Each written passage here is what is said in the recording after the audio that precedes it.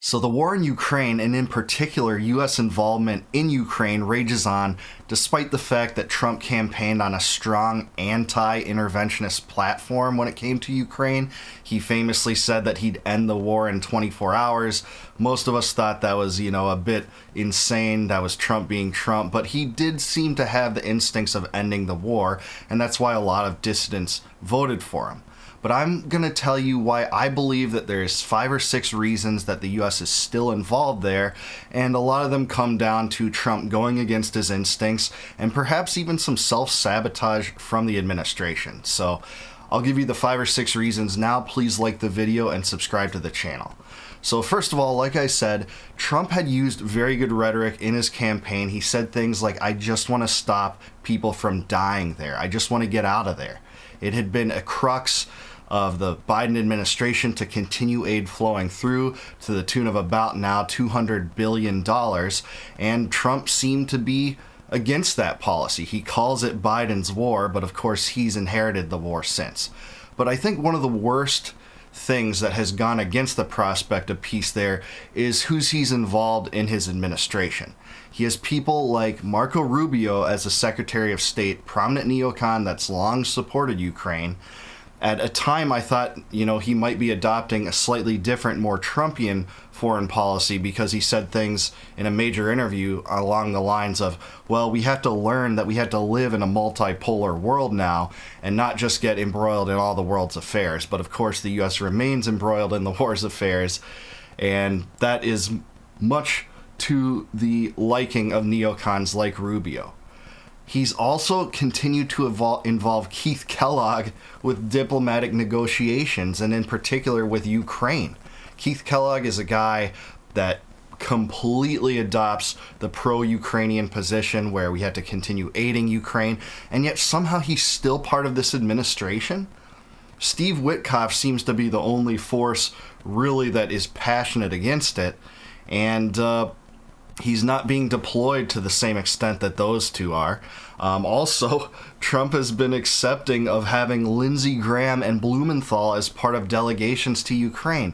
Lindsey Graham's the neocon stooge that stood with McCain in Ukraine in 2014 and said, hey, this is going to be the year of aggression, of offensive posturing toward Russia. They want to rattle the sabers and continue this war as a prolonged money laundering scheme through the military-industrial complex from the American taxpayer. The thing I think is maybe the most frustrating about this is Trump really went against his instincts too.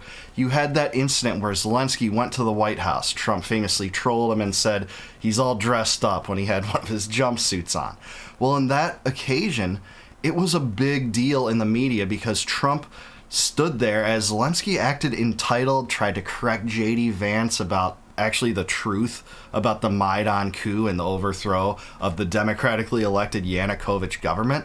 And Trump sat there and said, you're gambling with millions of lives. You don't have the cards.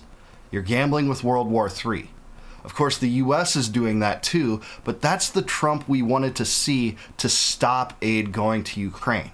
And for a while, it seemed like he had all the political capital to do that, to withdraw all aid from that point forward, never reneging on that. And a lot of his base would have cheered that on. They were cheering that on. But instead, that only went on, I think, 6 or 7 days. And then Trump restored all the aid, including the weapons and the military intelligence, after, ostensibly, Ukraine agreed to a minerals deal with the U.S., which I don't want to be a part of, tied into a military alliance over minerals that you can acquire from hundreds of other countries. And it seems like most of the minerals come from eastern Ukraine, the territory that is either being occupied by Russia or contested anyways. And because Ukraine agreed to a ceasefire. But I think Ukraine played Trump in a way here because Ukraine knew that Putin was not going to agree to a ceasefire under any other terms than it would agree to an actual peace. And that's what we found out since. Putin articulated all the things that he would need to accept a ceasefire, and they were exactly the same when it came to what he would require for a peace. And that is, Ukraine can't join NATO. NATO has to withdraw its offensive military capabilities, including the Aegis missile launchers, from essentially our border and things like that. That's what we found out. So Trump really went against his instincts, and I think that prolonged the war. I really think it could have ended there. The Republicans would have cheered it on. They control both houses of Congress, but the military-industrial complex is a strong lobby, and Trump isn't above influence from lobbies. And that leads to my next point. The Israel lobby actually supports aid to Ukraine. And you might ask, what would that have to do with it? Why would Israel care about aid to Ukraine? Well, I think it's pretty clear is that the reason why is that AIPAC and the Israel lobby care about Ukraine and providing aid to Ukraine is the prolonged war in Ukraine creates a distraction from what Israel is doing in Gaza, completely wiping out the Palestinians, killing thousands of innocents at this point. Whether or not it's a genocide or not is beside the point. It's definitely not something the U.S. should be involved in. And yeah, I do think it is a genocide.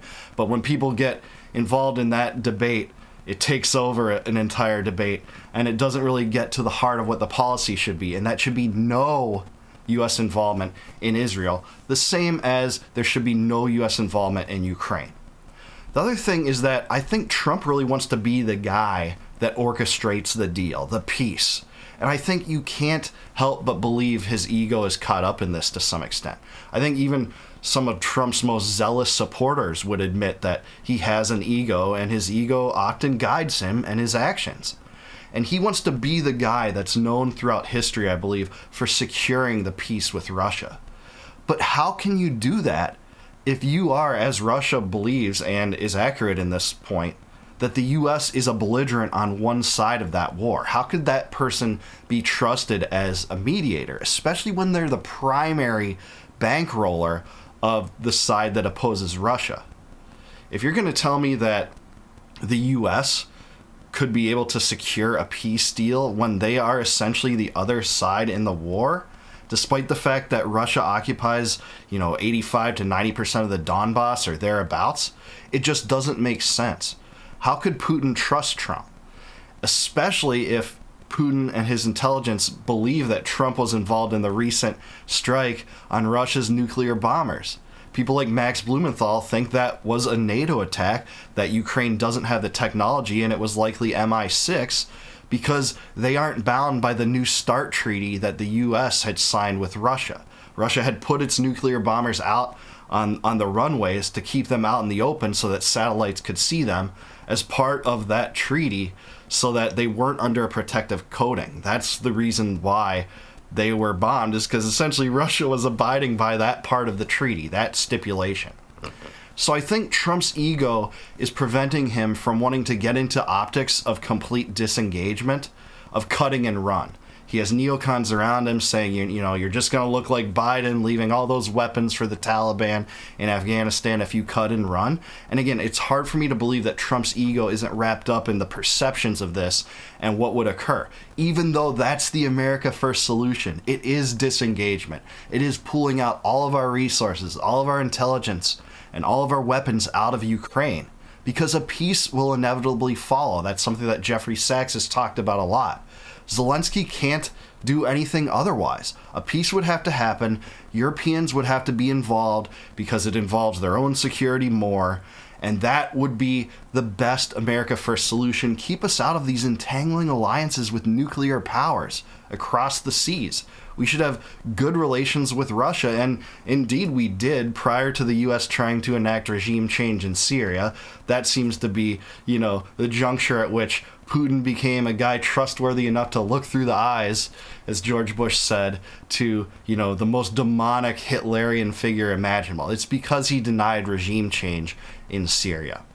So now we have a major escalation over that recent attack on the nuclear bombers. At first it was reported that it was like 41 bombers, then the reports went down to 12, then it was 7. Now some say, it hit 4 of them and 3 of them are repairable, things like that. But we know it was a hostile strike, and Russia has retaliated in kind. You've seen many of their attacks recently. So I think tensions in this war are actually higher than they've been in a year, and much of the Trump policy seems to be prolonging it. It seems to be continuing the weapons flowing, allowing Kellogg and Lindsey Graham into the diplomatic arrangements. It just seems insane.